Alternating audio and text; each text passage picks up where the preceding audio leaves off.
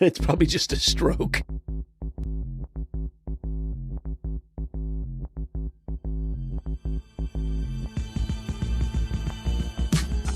All right, welcome in. It is another episode of Basic AF. I'm Tom, along with Jeff. Jeff, how are we doing?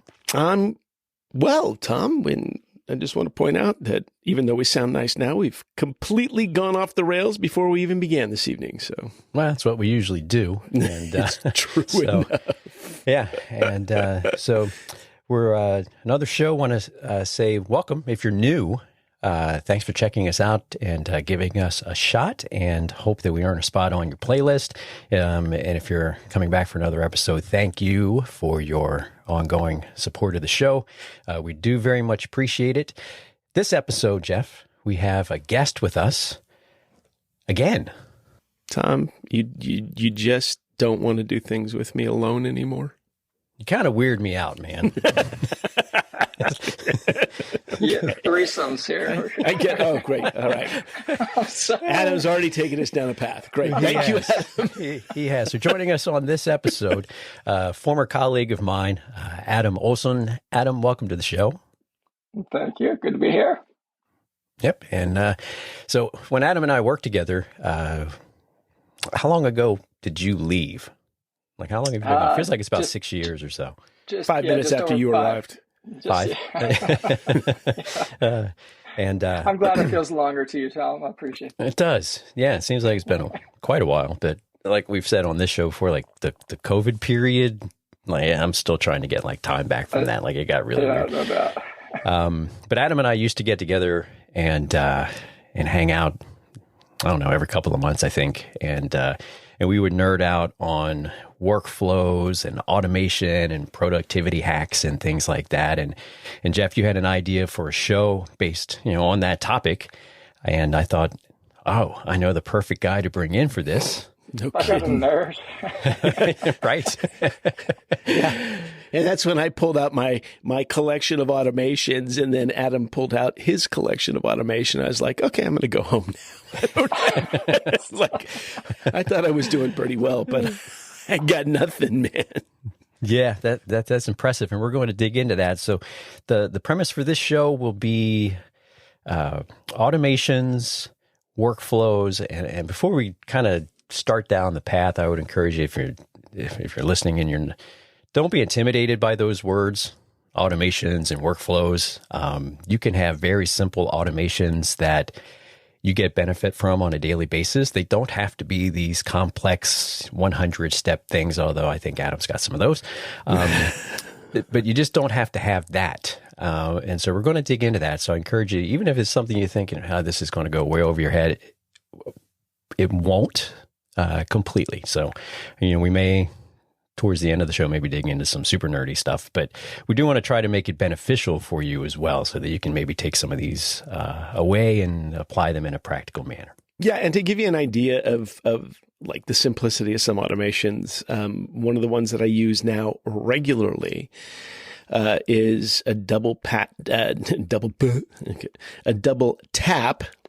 on the back of my phone to open up the Halide app. So it's using a feature that's built into iOS that allows you to tap the back of your phone to, typically that's an accessibility feature, but I've enabled that so that I can open Halide, which is photo app, because iOS, at least presently, and probably not in the next version of iOS, doesn't allow you to select a particular camera app. So this gives me the ability to do that.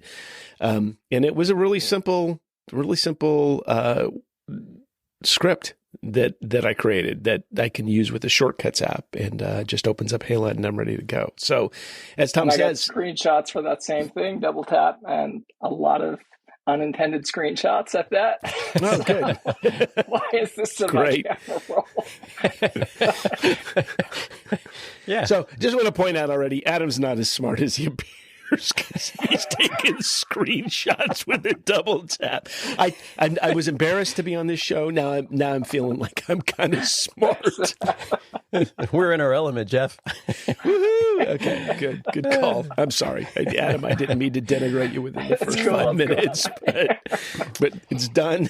we're setting the bar low, so that's good. I have nowhere to go. Great. That's Nowhere every to week go on this up. show, man.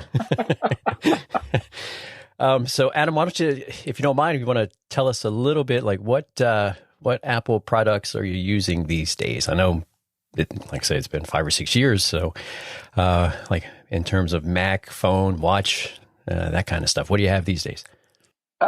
So the gamut, I don't have my goggles yet, but I've got a watch, phone, iPad, fairly new M1 Mac Pro. So, and I still got the old trash can, so I'm running that as a desktop as well. Yep. So, and I just got rid of the 40 Mac Minis that I bought off of you, Tom. So those are I remember that.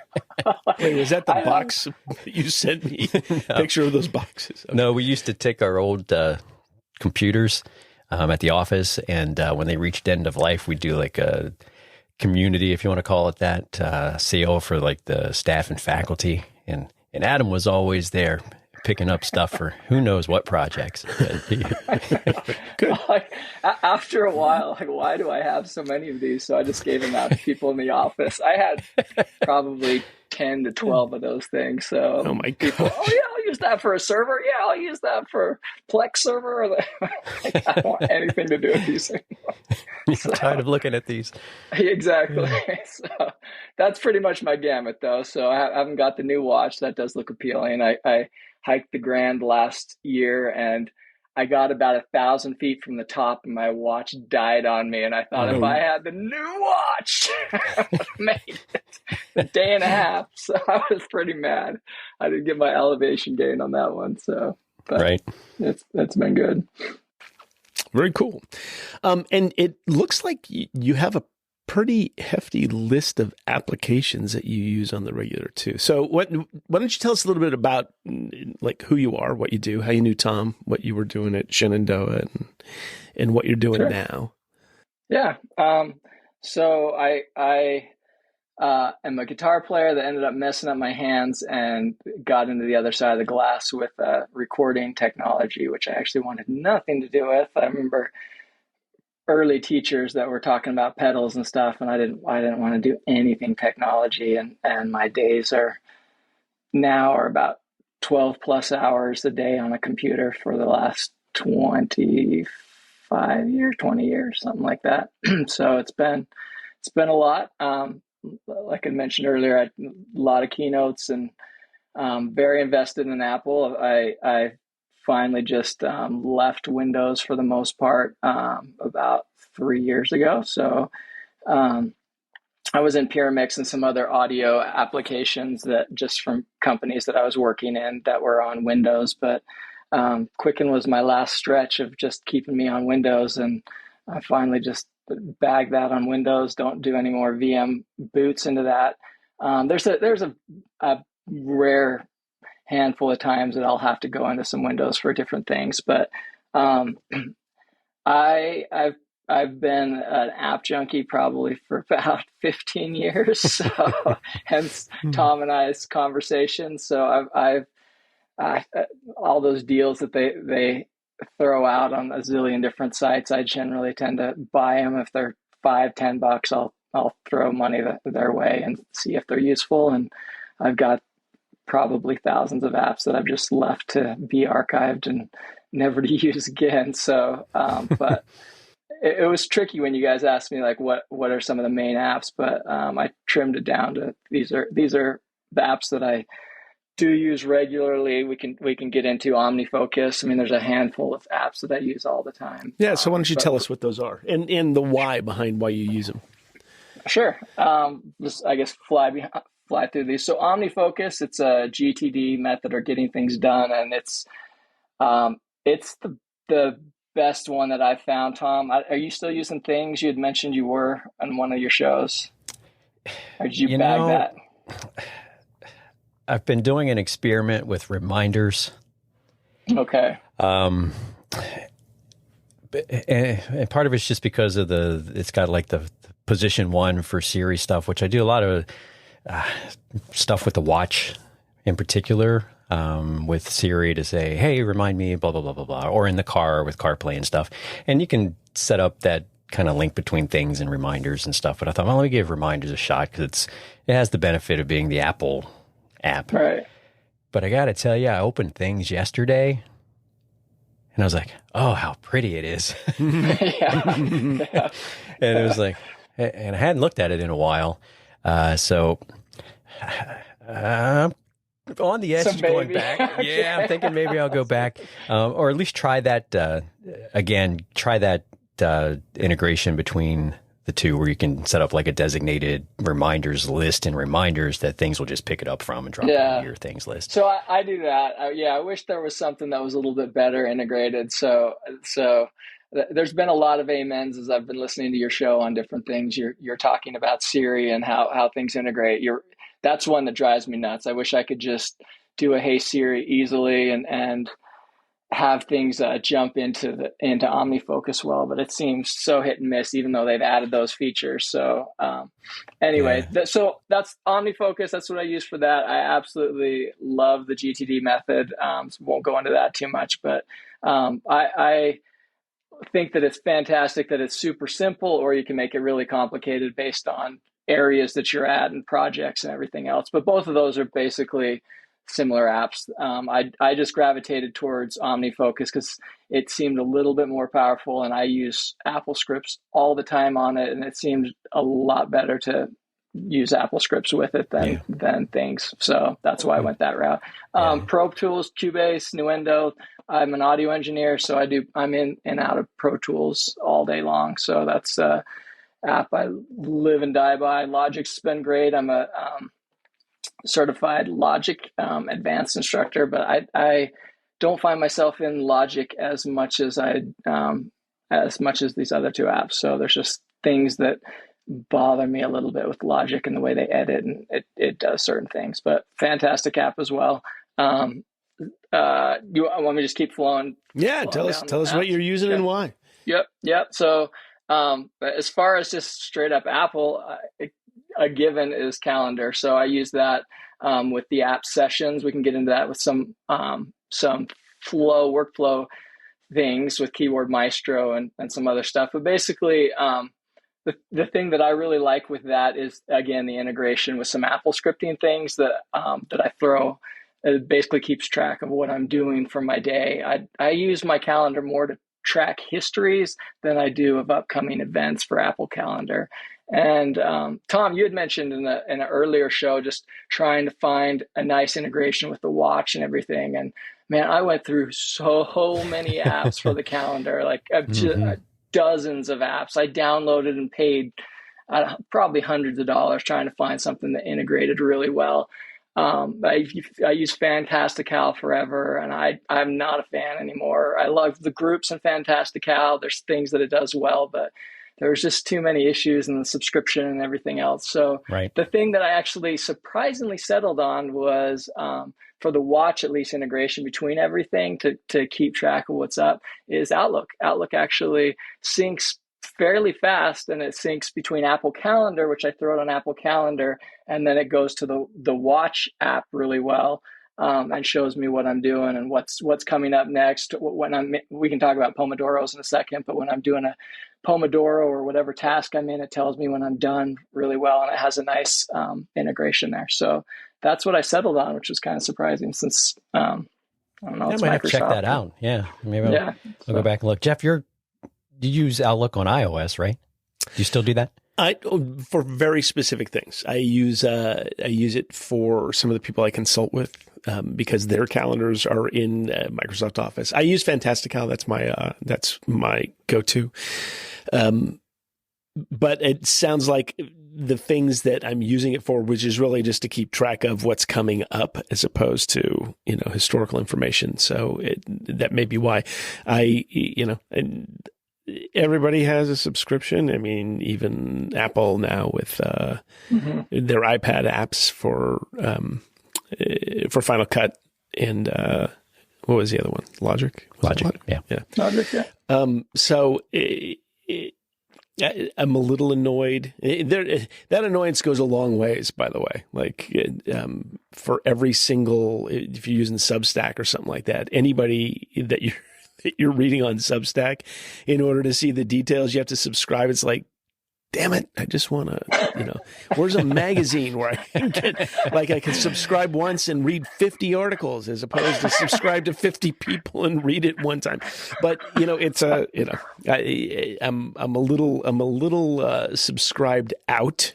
Yeah, and I probably, when I get a few minutes, want to think about that. But I do love Fantastical. So, and Fantastical for me integrates really well with Outlook. I haven't found anything else. Maybe you guys have that actually does the grouping like Fantastical does, because I have so many different calendars for things that just to be able to click and turn all of a certain group off at once, that was fantastic. And there's key commands you can assign. So that I loved about Fantastical for sure. Yeah, it's really good for that. Yeah, not that I use that, but they raised that subscription too last year. Yeah, they did. Right, and it was a fairly considerable amount. And I was on the fence, but I've kind of, I've hit the crack, and so I'm stuck with it.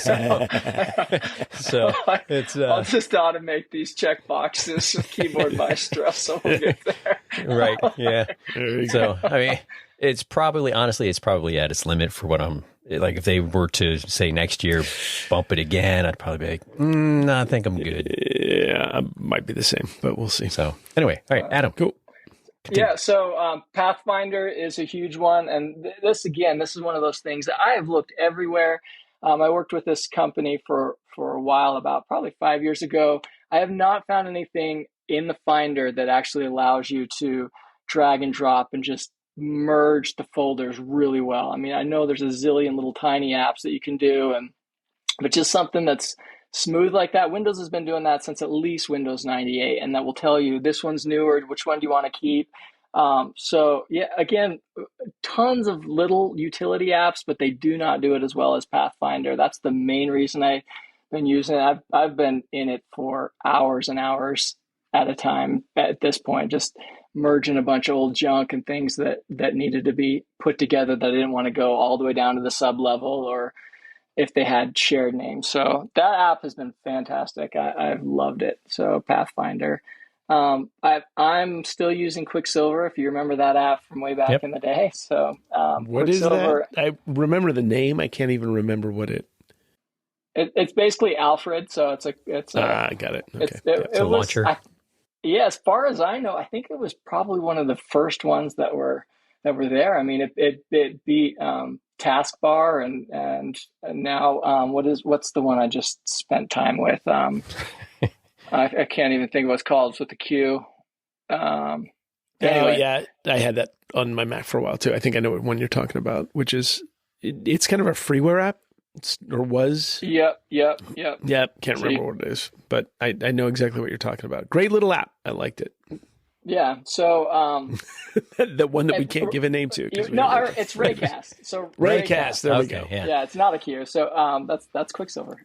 So Raycast was that one's good. There was just multiple limitations on how it managed screens and different things that I did, and it wasn't enough to jump over. If it was going to combine a few other apps that I used, then I would have stuck with it. But Tom, you guys' gripe about window management on Mac, that was actually one that got me into starting to program in the first place, because I had spent 100+ hours trying to find apps to be able to manage Windows. I now use SizeUp. I actually wrote my own app back 10 years ago that I integrated with Quicksilver, SP Resize, because I was constantly moving windows around and grabbing the sides. It was a nightmare. And still, it's horrendous mess managing windows, especially if you have things vertically stacked. Windows, that any app that I've ever seen ever remembers that, even within apps that manage windows. They don't ever remember the right locations. They don't pull them down lengthwise. It seems to do okay sideways, but we've got, anyway, where I work, I've got things vertically stacked and then off to the side, and it's just a mess. I can't stand it. Windows has had that figured out forever now. So that one, I love there's certain things that Apple does, but so two apps that I use for that, again, is size up. And then the other app that is definitely worth mentioning is SwitchResX. And that's allowed me, if you mess with that, that's allowed me to be able to turn off certain monitors. So I have 4 monitors that I work with. There's times where I need to just turn off one of them, and you can just use a key command. I use that at work all the time, Tom, when I was with you in the studio. All 4 of us that were in there constantly, we had vertically stacked, which I hate. I hate the vertical stack the way it works. So I would always even though they're vertically, I'd lay them out sideways. And other guys would hate that. SwitchResX handled all of that stuff. So it's just everybody had their own key command assigned. It also allowed me to throw Apple scripts in, so it would change the desktop background and resize the screen as well. And so as soon as they came up, they'd see, oh, it's not my desktop. I can see we're on Adam's or somebody else's. They would run a key command, and then it would move all the moniters. So that's fantastic sweet. app for that. Yeah, that's nice. So. And it still works great. So, so in Ventura, we're using it. I've been using that, I don't know, for at least 8 years. So that one's been great. You guys had TextExpander. I use TextExpander still. I still don't do the subscription. I stopped when they went to subscription, and it still works, thankfully. I've got so many text expansions and that I've attempted to switch over into other apps, but it would be too long and cumbersome to do that. So maybe someday. Keyboard Maestro needs an import feature for that. I know. And I've actually tried to do Keyboard Maestro for all that, and I felt like that's worthy enough to keep separate. I do have several of them that's in Keyboard Maestro, but it's just been easier to manage those separately. So I probably would, though, if they did have a nice quick import. So anyway, there's a ton of apps. So Sessions, super duper. Sessions is an app that I use. I do Pomodoro, so I'll talk about that real quick. Pomodoros is basically, for me, a complete lifesaver. I found about 15 years ago, which basically says do 25 minutes of something, and then you get a 5-minute break. So you're totally game on as hard as you can for 25 minutes, and then you can veg out, watch YouTube, go for a walk, whatever you want to do, and then back on again. And then every 4 times you do that, you take a 20-minute break if you're being true to Pomodoros. It comes from, I guess, an Italian timer some guy came up with, I think, in the 80s. Are you guys familiar with it? Have you used that very at all? much. Yep. Yeah. Okay. So that with GTD, which those two don't even overlap with each other, is just so good, at least for me, for keeping my brain on track. So Sessions, I used an old app called Pomodoro. It would go out and it would set a thing for Twitter for me. It would actually, Golder would probably laugh if he listens to this, but I set up an app for him that would run on his computer that would let him know when I was done with my Pomodoro. So he could come in. Sorry, Golder, bless you. Stay out of my office. Pretty much. I'm a butt, I know. So, but like staying focused is so hard at work, especially in the summers when you're trying to do stuff. So anyway, so I set that up, and that app, there was no app that I could find that really did that well. And the guy that's been working Sessions, phenomenal. Like he's taken all of those features. It throws it into Outlook and tells me what tasks I've done. It throws it into calendar. Anyway, it does a ton of things. So we could nerd out for a long time on that one, but that's basically the idea behind that app. And I have not seen any app that's even close to as good as what Sessions does.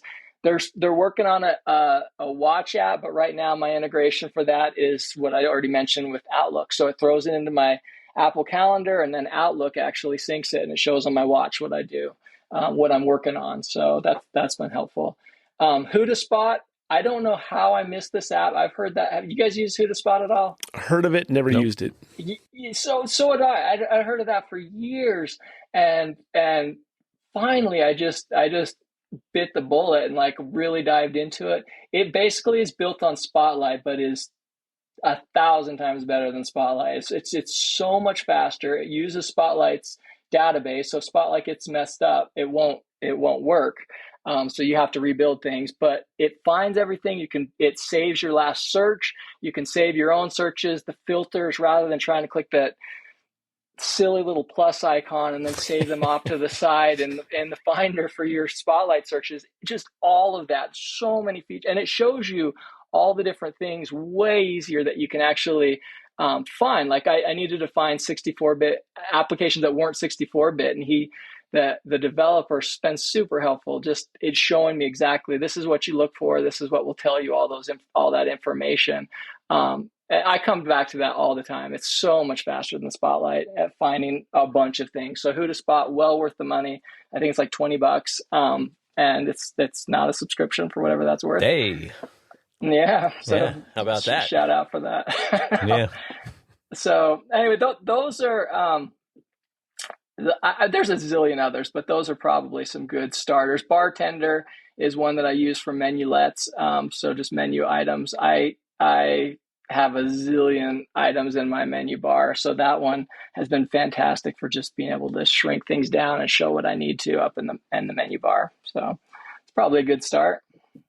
Great. Nice list of apps. A bunch of these that I've definitely used. And it's interesting. I don't use the Pomodoro method directly, but I use a personal derivative of it, which is basically set a timer and shut everything else off. I've used Vitamin R, which is a really good app. I did that for years, really actually.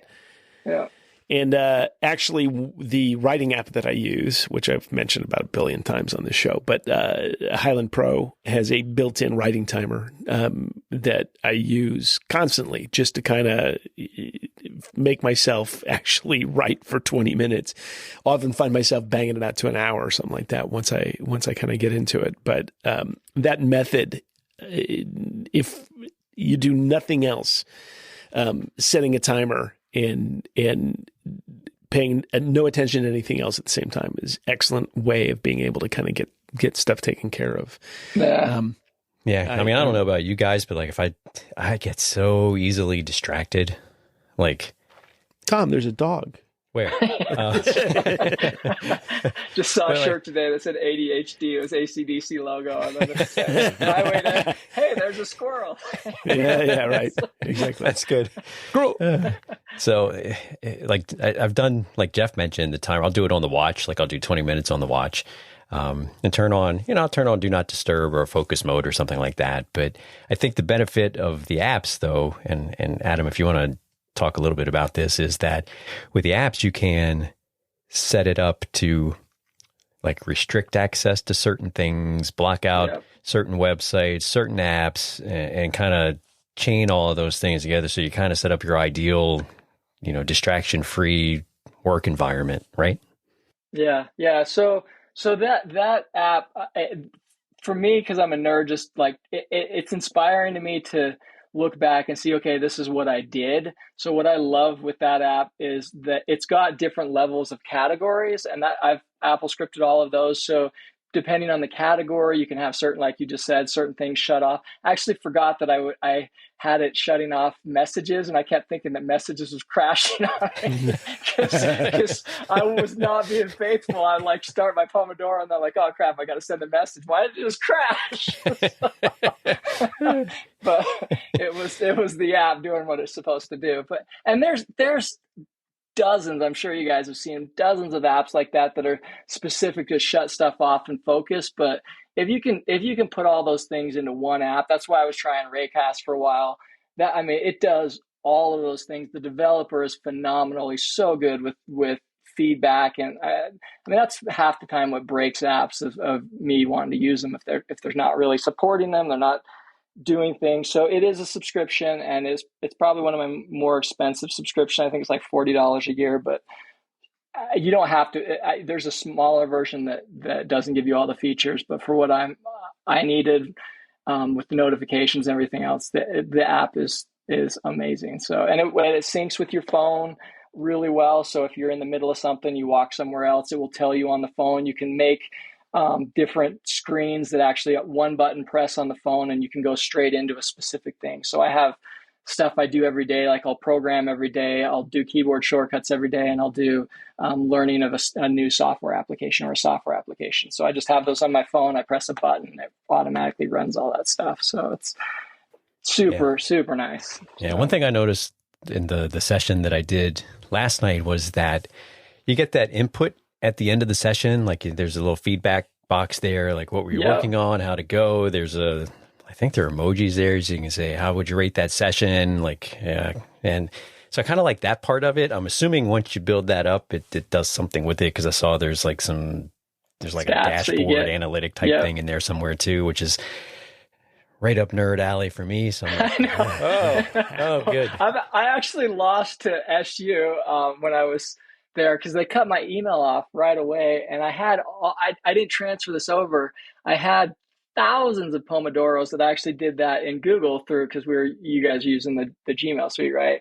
I had that all in the back end, and it would go to a spreadsheet. It was a Google form. It would autofill things out at the end, and I would say, was I in flow? Did I get distracted?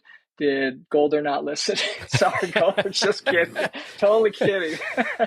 But did something happen in that? And then I put notes. So I had just tons of notes of to try to help me know when the best times are for things. And and that app has it all built in. So I don't use that a ton, surprisingly, but it's nice to have there for sure. I think we're going to have to get this Golda guy in here to defend himself. Yeah. I did want to mention, you had talked about for writing. I don't know why I didn't mention this up front, but Scrivener has been amazing. I use that every day, all the time. Do you mess with that? Or I have Scrivener.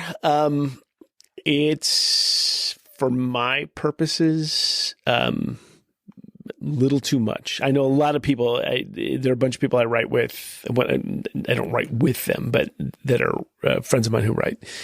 And, we kind of all encourage each other. And a whole slew of them have Scrivener and use it to do every single thing. And I had it for a long time, set up novels in it or things of that nature. But for me and the way my brain works, it just didn't work. When I started using Highland, it was originally a Highland app and then became Highland Pro. For my purposes, which is occasionally writing scripts, writing for what once were magazines and are now online outlets, and then working on novels and things of that nature, short stories, that kind of stuff. It is exactly what I need. Not a lot of buttons, not a lot of stuff to worry about, set goals on particular pages and be done with it. And then the organization is all Finder-based organization. So you put your chapters in folders in somewhere in the Finder or wherever it is now, in iCloud for most of the stuff. You can just drag that in and it will not only let you see what all the different pieces are that you're working with, but it'll compile all those together simply by, having stuff in the Finder. So that has become my go-to. But I did like Scrivener. It was just the same thing that happened with Word. Word is too much junk, even Pages, too much stuff to keep track of. I can change my font. Now I'm going to up it to 12. No, 13 looks better. You end up screwing around with crap. 13.5. What are you talking about? Yeah. you end up screwing around with stuff. And that's just too much for me, so I just get in, it's straight text. It's a markdown based, text application. Responds to commands. So, command B for bold, command I for italicize. It puts the markdown in there and is. Does it hide the markdown or do you see it in line?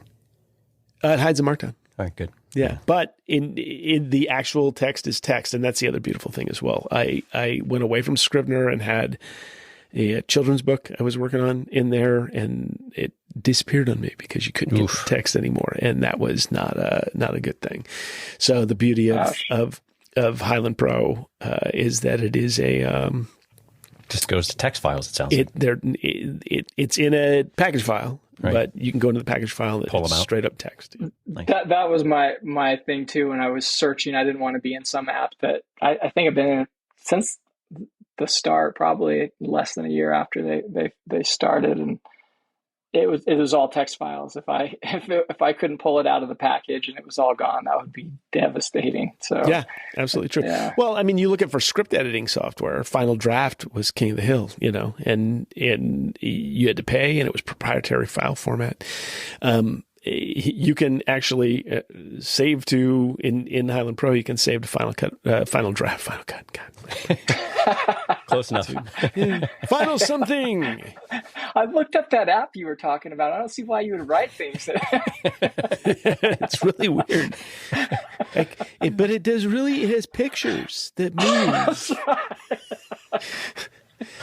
They say it's worth 1,000 words, so maybe that's what they say.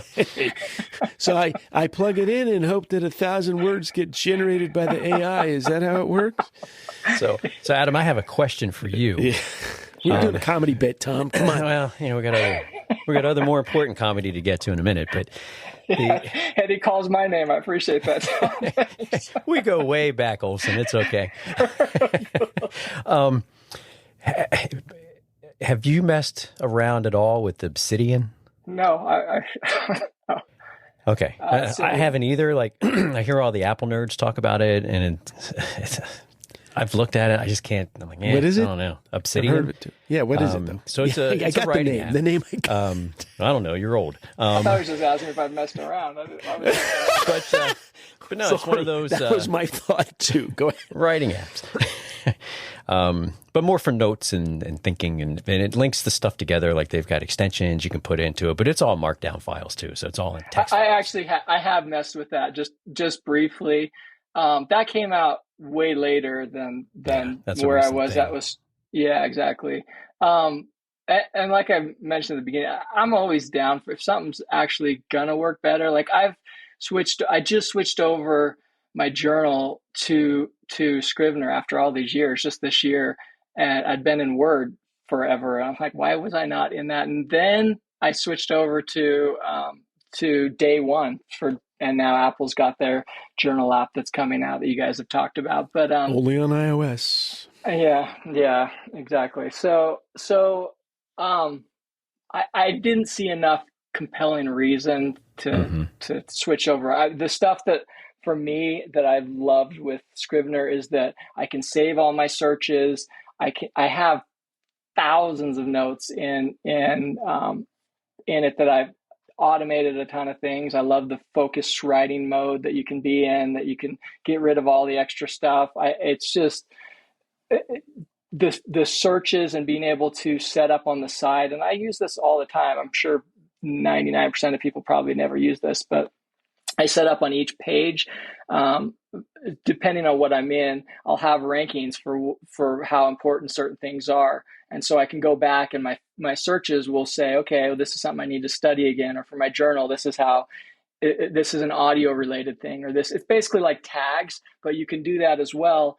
You can tag inside it as well. So it's a little confusing to explain verbally rather than something that you'd probably want to see on a screen, but there's multiple levels of tagging would probably be the easiest way to say it, to search for stuff so you can combine all those and search just within a page or show the whole folder or show a whole group of folders. And that stuff I've loved, and it's hard to find anything that really matches that kind of those are really interesting uses for Scrivener though.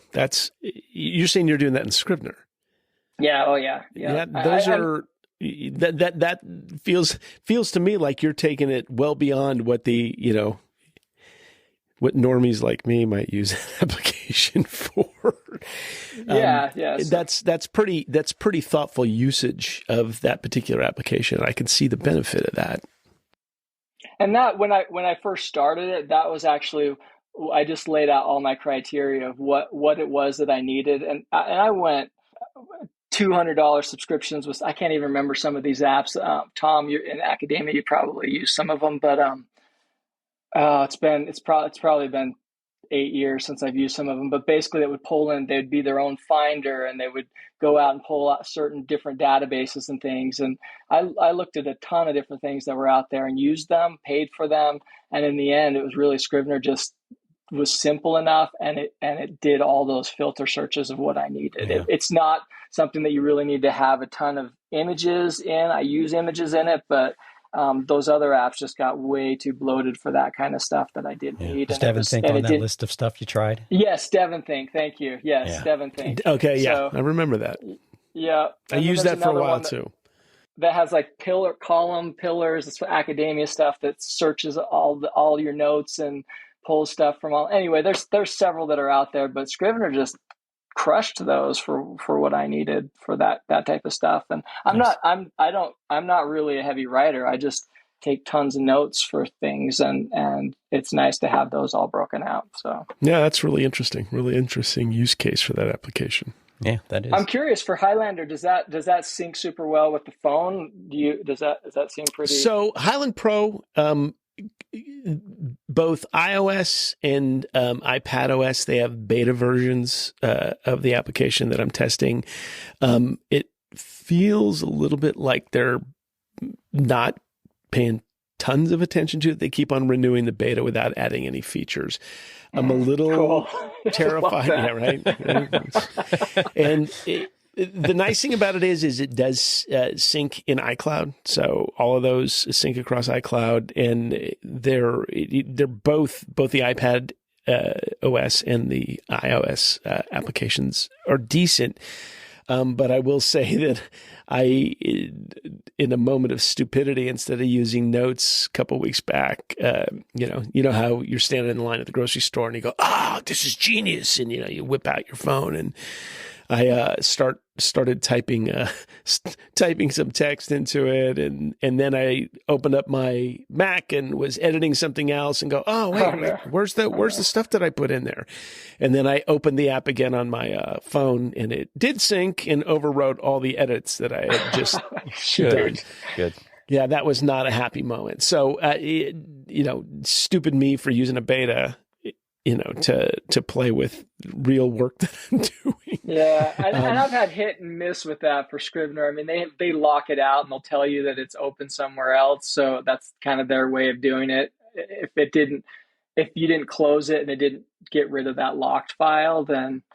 But I've tried so hard, and there's so many. What do you call them? Apologists? I'm spacing the word, that apologize for Scrivener of like, they're doing the best they can and you're asking for too much. I'm like, okay. I mean, there's other apps that just sync really well. Day One being one of them, I think has been awesome. So it's not great for that. So I've pretty much, after giving it another go at it over the years, like I heavily put time into it this last month, and it just, for me, it's not worth it. So I need to just basically stay on my computer and not try it on the phone. Yeah, that's, I mean, iPad would be a place that I would write. My phone, it's only if I have, flashes of brilliance, which are fewer and fewer every day, by the way. Apparently standing in the grocery line. Yeah, right. That's the place. That's the place where the genius comes. There or the shower. Keep nibbling on those kale chips while you're in line. It's peanut M&Ms, but yeah, I got the fifth. Mommy, I want this. I think I'm having a stroke of genius. It's probably just a stroke. Oh God. I typically now all that stuff just goes into the Notes app, and then that's the easiest way to go. So in terms of like workflows and automations, kind of go back to that, like what this show's about. We've kept a show about nothing. Right? Episode, I mean. Yeah, the Seinfeld of podcast. They if someone was new and wanted, they've listened to the cool stuff Adam's doing, they've heard some of the things that we've done, Jeff, like your double tap to open the app and stuff like that. Like for someone, it's just looking maybe to jump into this stuff new. Where would you guys recommend they start? Yeah, and I would say, and I'll point this to you, Adam. We can definitely have me say something, but I would say, what are some basic starting points or basic value adds to doing some automation? Sure. What angle do you want to take? So No, you're not supposed to ask that question. You're supposed to be really smart about it and give me an answer straight away. Because there's a million different directions, obviously, with this. So Apple has tried to bring this to the layperson for a long time. I mean, initially, Apple Scripts was there, wow, this is really readable. And then it ended up being like, this actually really stinks because everybody's got their own syndication. And even though you can read it, it's completely confusing and it's not intuitive, even though it was trying to be. And then we got Automator, and Automator was drag and drop, but how many people ever used Automator? Like that was, I mean, Sal Segoyan, is that how you say his name? Fantastic. Yep. I think the dude's a genius, and love his work and the things that he's come up with, but it didn't quite make it. And then now we've got shortcuts, right? So that made its way finally to the Mac, a short little starting stint on iOS. I use those a lot. I like the simple button presses, but there's still just so many things that don't seem to work super well or break. Like share this with somebody. Like I'll share an app that says when I'll be at somebody's place, works great on my phone, and they go through all the steps and I'm walking through the steps with them and it doesn't work. Like, why does it not share properly? There's just stuff that's supposed to be nice and easy that just, I don't know what's missing. Everything's entered exactly the way it should be, but then it just doesn't work and you sit there. So as far as simple goes, I don't know that there really is a simple for anything automation. It's just a matter of, do you do anything over and over every day? And would you like that to be a little simpler? And the question I get all the time from people, Golder had asked me this, I think was fun. I got, what's that, 4 shout outs to Golder now? Yeah, right. He'll be famous before he even gets it. Who is this Golder guy? This is now his show. But he would ask me, I was like, dude, how long did that take to program that? Like I'd automate uploading my grades and things for stuff. I'm like, I don't know, 2-3 hours. Like how long would that have taken you to do? 5 minutes. But for me, it was the difference between doing it or not doing it at the end of the day. Like it's all there. I can press a button and I've tested it a zillion times. I know it works. So that's the part that I think is important. Like, is there anything that you do over and over that you just like to simplify? So Keyboard Maestro, I think, is a fantastic place to start and just at its basics. It can go totally deep, but at just simulating keystrokes, I think we could talk about pretty quickly and fairly straightforward for people some things that would just speed up workflows instantly that they could do. So anyway, that was a long answer. Yeah, and well, let's speak a little more to that in Keyboard Maestro. Keyboard Maestro is pretty much my go-to for any kind of automations, and I use it. For example, I when I do consulting, I'm often working for a multitude of companies. It can be several companies that have several different signatures every day, and so I have probably a half a dozen Keyboard Maestro signatures where I put in a particular signature for a particular event, whether it's theater that I'm doing work for, whether it's, the court system software that I had been working with for a while. Each one of these has a different logo, has a different piece of information, a specific way in some cases that they want those signatures formatted. And I could do all of that with a simple keystroke. Those were really simple things for me to be able to do. I want to point out too, we'll just make this aside, the command tab switcher that's in Keyboard Maestro beats the living daylights out of the one that's built into the Mac. And that's, a free built-in. And that's, as far as I'm concerned, that was the original reason that I got Keyboard Maestro way, way back in the day when that's all it was. Interesting. Okay. It was, so that'll tell you how long I've been around. And then did you start that with version 1? Were you back? I was pretty early. I couldn't say version 1, but it was, I didn't, on the Mac OS, it's command tab, command shift tab to go backward, it works. It's goofy. I don't know why they do it that way, but Keyboard Maestro has that built in, really simple feature. That was another one of those Windows things that took forever to finally come to Mac, and we got it. So, the same spot, even Alt-Tab. So. Yeah. No, I agree, but Keyboard Maestro's organization, your ability to resize it, make it work the way you want to is definitely much better. But those kinds of repetitive tasks where you're typing something similar but not exactly the same in every single time, that's a perfect reason to use something like Keyboard Maestro. Keyboard Maestro is very complicated. You can kick off Apple scripts with it. You can do a whole bunch of things. But just as a matter of basics, being able to do something like that, for me, it's kind of a killer. I want to point something out, though. Tom asked me before we started recording this, actually a couple of days ago. He goes, how many Keyboard Maestro shortcuts do you have? And I went in and checked, and I got like 75. So, Adam, you want to tell us how many you have, my friend? So why don't you tell us as of 7/15/2023? It's a couple days beyond that. You might have more. How many Keyboard Maestro workflows do you have? It says 4,435. So I haven't been prolific. Okay. Slow week. I've been working around the house. So. Dude, gosh. I don't even how do you even keep track of those? I just knocked my microphone. You're welcome. So that's a good question, actually. So that is another one of those,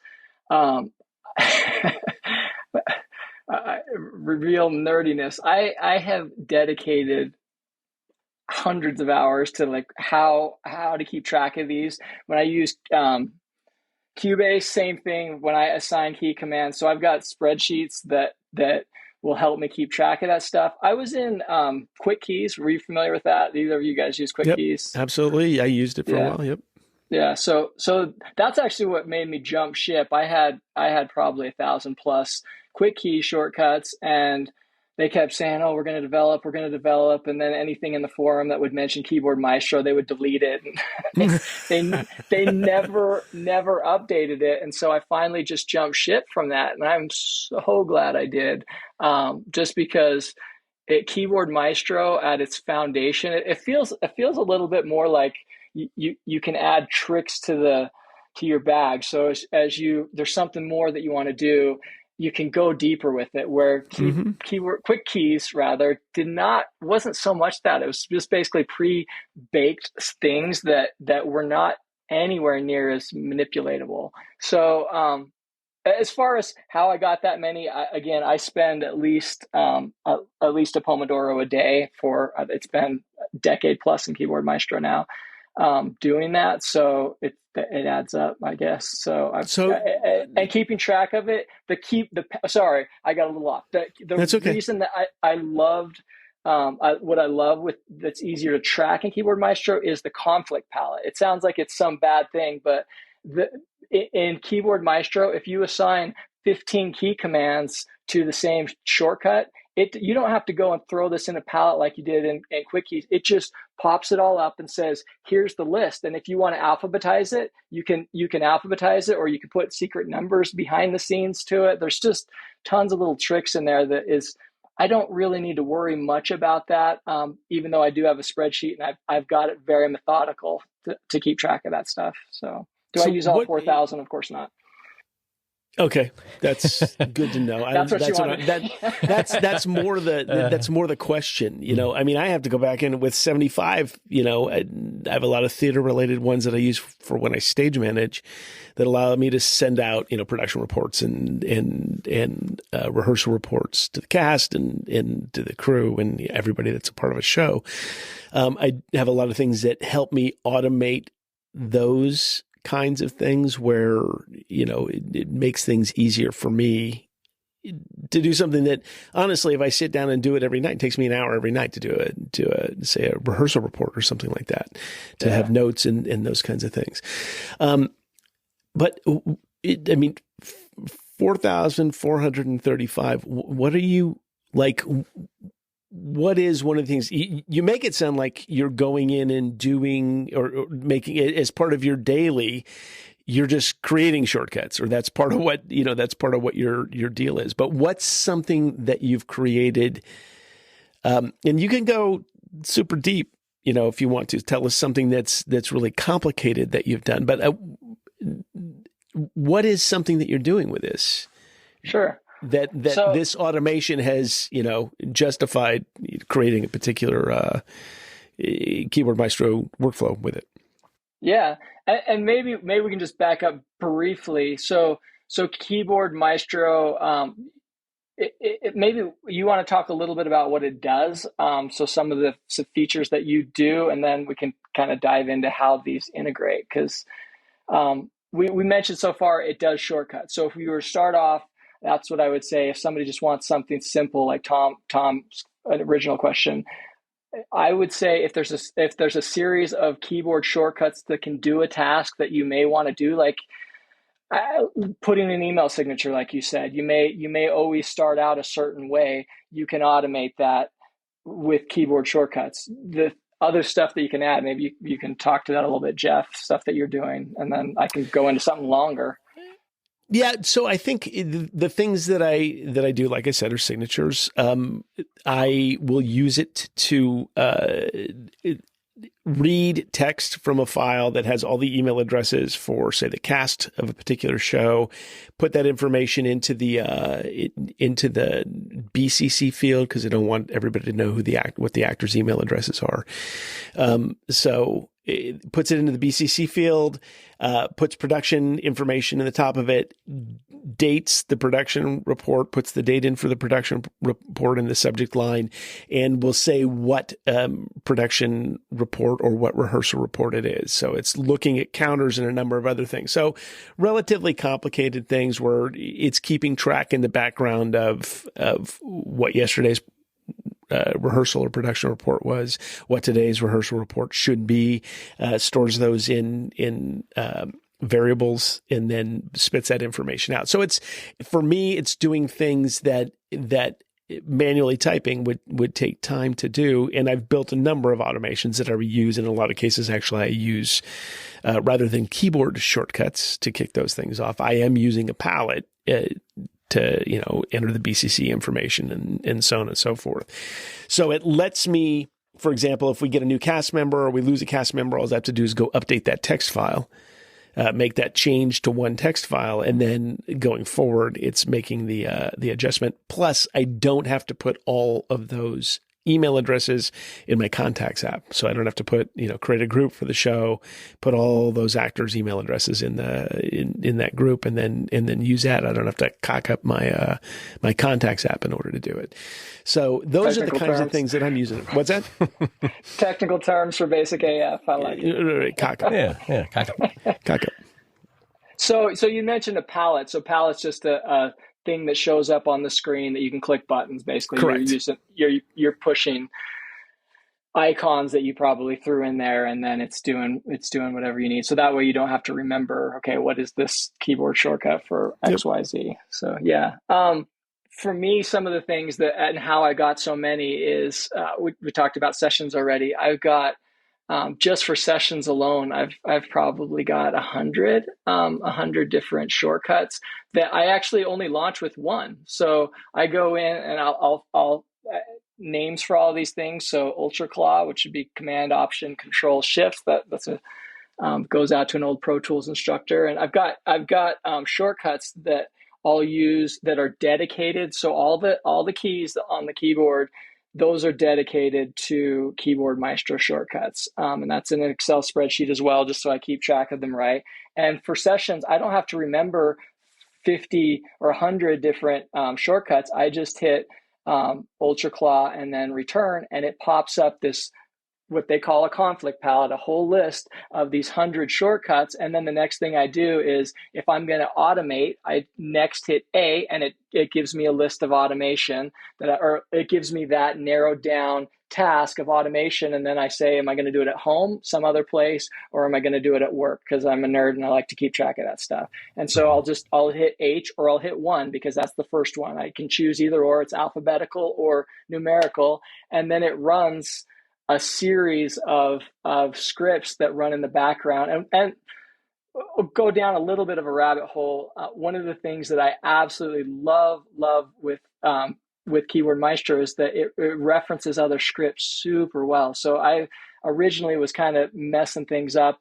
I learned this the hard way really fast, that I would find an image, or I'd run a certain code and I would put it in every single script like this. And so if I have 100 that do basic variations of the same thing, then I'd have to go back and I'd have to update all of those. Or if a software would update and they would change something, I'd have to change it in every single one of those. So I no longer do that. I'm super methodical on how I keep track of it. I write in every single shortcut or macro that I make. I type RM and I use TextExpander. RM, in any time that Keyboard Maestro's in the front, types out reference macro in a bracket, and then I can just update that one thing and all those scripts are rolling again. So that's how I got up to so many thousands, because there's just a ton of little things like that reference that are broken apart for other macros. So if I'm using Pro Tools, tab to transient, I may be editing out a beat and I want to find the first beat, I want to find the second beat, third beat, fourth beat, and I want to find eighth notes. I'll have 20 shortcuts for that specific thing, and they're all built specifically when I'm in Pro Tools. So another thing that's fantastic is I have all of these broken out into specific apps. So I have a group for all my apps. I have a group that's specific to Pro Tools and dozens of apps. So when I'm in Pro Tools, I have tons of overlapping keyboard shortcuts for different apps that don't conflict with each other, because Keyboard Maestro is aware of what's in the front. So that stair step, Command Option Shift, and number pad 1 will be something specific to Pro Tools and something specific to Nuendo or Notes or a zillion other apps. So those add up super quick. And as far as, I'm not just looking to make shortcuts, I'm looking at, okay, what am I doing every day? And is there something that I can refine that could be a little smoother? I send an email every day. Is there, to a certain person, or I send something out constantly, is there a way, when I was sending emails to my ex-wife for finances, I had a shortcut when I was in Apple Mail that would basically put finance in the subject line automatically, and then it would do a 3-day follow-up. There's another automation thing that it would 3-day, and then it would check up like this was important. Did that get followed through on? So those kind of key commands, again, they just add up super fast. But that's how I've gotten so many, and they're fairly easy to remember, just because I use them all the time. So. Interesting. So what you just said that you do with Pro Tools, that's the kind of stuff that I think is what makes automation kind of amazing. I mean, that's a very, very specific thing that you've set up Keyboard Maestro to do, which is to locate information, sound essentially in your Pro Tools setup, and be able to pick those things out and allow you to do whatever it is that you need to do with it within Pro Tools to, get rid of them or, do whatever it is. So that to me is pretty slick. And that the beauty of, as you said, of Keyboard Maestro is you can create a bunch of little bits that are able to be pulled together and essentially be pulled in by Keyboard Maestro with one key click or one keyboard command to be able to kick off a number of other items, which is pretty cool. Have you spent much time using Apple shortcuts? I know you said it's kind of a hassle. I've only used it for a couple of things. And one of the things I'll tell you that annoys me is I'd love to be able to edit the things that I do on my phone or my iPad on my Mac. But for example, one of the things that I do, I play soccer. And in actual games, you're not allowed to wear Apple Watch. So you can't wear jewelry while you're playing. So I want to be able to say, I played in, 50 minutes, 60 minutes of that game. I want to be able to put that in as a workout. So put in the calories, put in all that kind of stuff. There's no way to edit that thing on the Mac to play with it, and goofing around with it on the phone to set it up. I, end up creating 7 workouts in one day, troubleshooting. It was a great workout day though. I played soccer for the whole day. 6.5 straight hours. It was amazing. Wow. I've had some of that screw up. That same thing. I'm still trying to figure out how to delete an 8-hour workout that I got. Like, come on, that's throwing my stats off. Yeah, and those are kind of hassles that are built into the health app that hopefully get fixed. But those are the kinds of things. I mean, it's a relatively simple task, but I'd like to be able to have it do math rather than me, putting in. I want to put in 45 minutes, burning 13 calories a minute or whatever it is that you're doing when you're playing soccer, and have that kick into it. Apple does have, if you really just want to start out and play with this a little bit for shortcuts, Apple does have a pretty decent library of pre-done shortcuts that you can use. For example, you want to walk to coffee, it shows you a couple of coffee stores that are near you. Tap the one that you want, and it'll open up maps and give you walking directions to whatever the coffee place is. I mean, there are a number of items like that work. What's this guy's name? Alexander Alessio? Is that? No, what's his name? Shoot. V. Last name is V. We're doing letters here and getting them all wrong. Gary? Gary? Gary V. I mean, come on. Okay. I don't think he's known for Viticci. Oh, Federico Viticci. Yes. He has scads. Gary was close. Gary was right there. Yeah. He has tons of those things. That you can, and we can put links to him, to his stuff in the notes, but he has a number of workflows that he's. One of my favorite shortcuts that he has is called Apple Frames.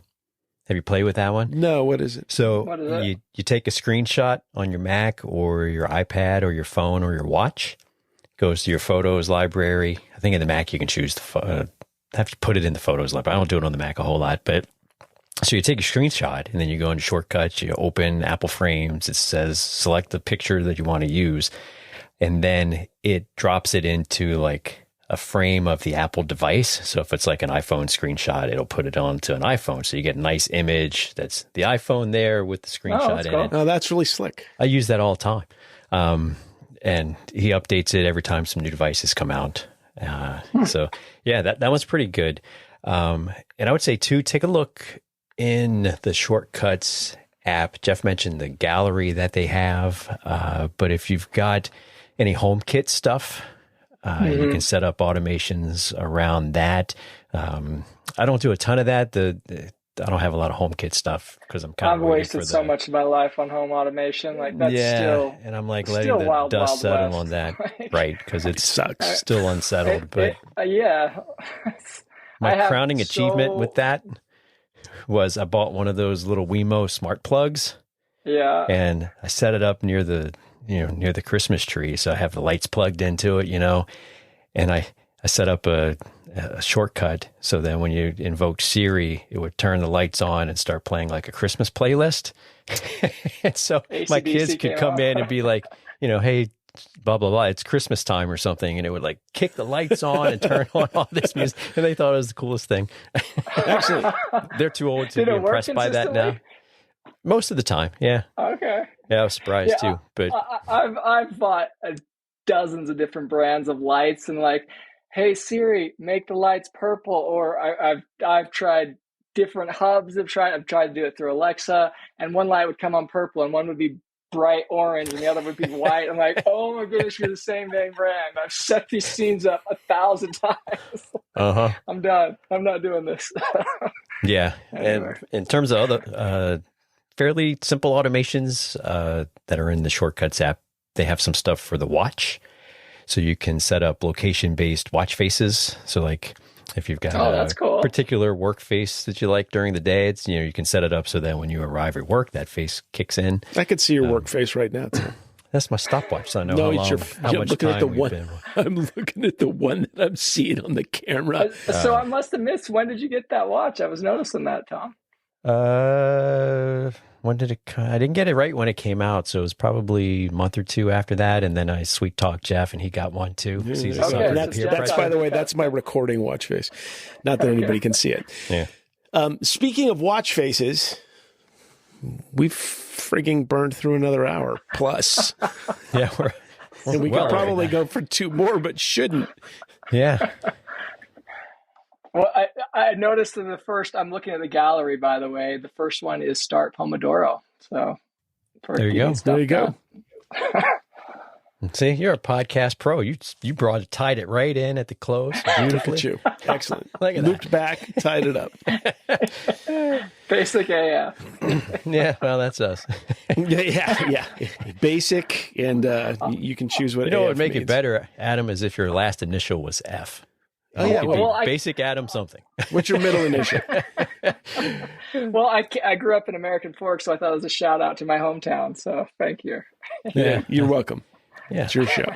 Exactly. Alrighty, we have we've burned another hour. We have, as we and do, it's and been more. fun. It has been. Adam, thanks so much for coming on, and really it's been a appreciate. It's nice to meet you in person-ish, and really Face great to to have you on. face. So.